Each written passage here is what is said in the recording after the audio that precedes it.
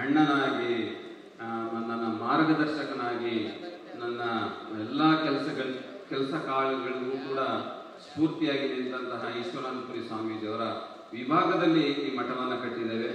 ಅದರ ಲೆಕ್ಕಪತ್ರವನ್ನು ಕೂಡ ತಾವೆಲ್ಲರಿಗೂ ಕೂಡ ಒಪ್ಪಿಸಿದ್ದೇವೆ. ವಿಭಾಗಿ ಮಠ ಸ್ವಾಮಿಗಳಾಗಿರೋದ್ರಿಂದ ಈ ಮಠದ ಸಂಪೂರ್ಣ ಜವಾಬ್ದಾರಿಯನ್ನ ಪೂಜ್ಯ ಈಶ್ವರಾನಂದಪುರಿ ಸ್ವಾಮೀಜಿಯವರನ್ನ ನಡೆಸ್ಕೊಂಡು ಹೋಗಬೇಕು ಅನ್ನುವಂಥದ್ದನ್ನ ಮಾನ್ಯ ಮುಖ್ಯಮಂತ್ರಿಗಳು ಲೆಕ್ಕ ಪತ್ರ ಮತ್ತೆ ಅದರ ಚಾವಿಯನ್ನ ಪೂಜ್ಯ ಈಶ್ವರಾನಂದಪುರಿ ಮಹಾಸ್ವಾಮೀಜಿಯವರಿಗೆ ಹಸ್ತಾಂತರಿಸಬೇಕು ಅಂತಂದು ಹೇಳಿ ನಾನು ಮನವಿಯನ್ನು ಮಾಡ್ಕೊಳ್ತೇನೆ.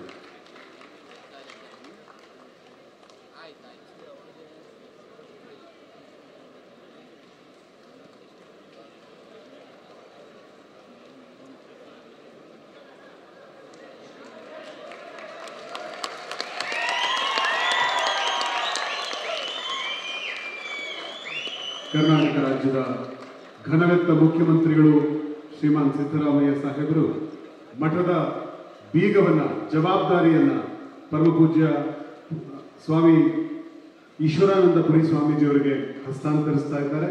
ಪರಮಪೂಜ್ಯ ಶ್ರೀ ಜಗದ್ಗುರು ನಿರಂಜನಾನಂದಪುರಿ ಸ್ವಾಮೀಜಿಯವರು ಈ ಕಾರ್ಯಕ್ಕೆ ಒಂದು ಮಾರ್ಗದರ್ಶನವನ್ನು ಮಾಡಿದ್ದಾರೆ. ಇದೀಗ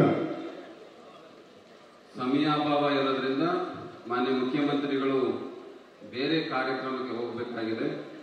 ಅಧ್ಯಕ್ಷರ ನುಡಿ ಆದ ನಂತರ ಎಂ ರೇವಣ್ಣವರು ಅಧ್ಯಕ್ಷತೆಯ ನುಡಿಯನ್ನು ನುಡಿತಾರೆ. ಅದಾದ್ಮೇಲೆ ಈ ಮಠಕ್ಕೆ ಸಹಕರಿಸಿದಂತಹ ಎಲ್ಲ ದಾನಿಗಳಿಗೂ ಕೂಡ ಈ ವೇದಿಕೆಯಲ್ಲಿ ಸನ್ಮಾನ ಇರುತ್ತೆ. ಜಿಲ್ಲಾವಾರು ಎಲ್ಲ ಸೇವಾರ್ಥಿಗಳನ್ನು ನಾವು ಕರೆತೇವೆ. ನೀವು ಕೂಡ ಕಾರ್ಯಕ್ರಮ ಮುಗಿದ ಮೇಲೆ ಪ್ರಸಾದವನ್ನು ಮಾಡಿ, ಅಲ್ಲಿ ಯಾರಾದರೂ ಕೂಡ ಸೇವಾರ್ಥಿಗಳಿದ್ರೆ ಪೊಲೀಸ್ನರಿಗೆ ಮನವಿಯನ್ನು ಮಾಡ್ತೀನಿ, ಅವರಿಗೆ ವೇದಿಕೆಯನ್ನು ಅವಕಾಶ ಮಾಡಿಕೊಡಿ ಅಂತ ಮನವಿಯನ್ನು ಮಾಡ್ಕೊಳ್ತೇನೆ. ಅವರು ತುರ್ತು ಬೇರೆ ಏನೋ ಆರೋಗ್ಯ ವಿಚಾರದಲ್ಲಿ ಬೇರೆ ಕಡೆ ಹೋಗೋದ್ರಿಂದ ಸಮಯಾಭಾವ ಇರೋದ್ರಿಂದ ಕಾರ್ಯಕ್ರಮದ ಅಧ್ಯಕ್ಷತೆಯ ನುಡಿಯನ್ನ ಎಂ ರೇವಣ್ಣವರು ಈ ಕಾರ್ಯಕ್ರಮದ ಅಧ್ಯಕ್ಷತೆಯ ನುಡಿಯನ್ನು ನುಡಿಬೇಕು ಅನ್ನುವಂತಹ ಮಾತನ್ನ ಅವರಿಗೆ ವೇದಿಕೆ ಆಹ್ವಾನಿಸ್ತಾ ಇದ್ದಾರೆ.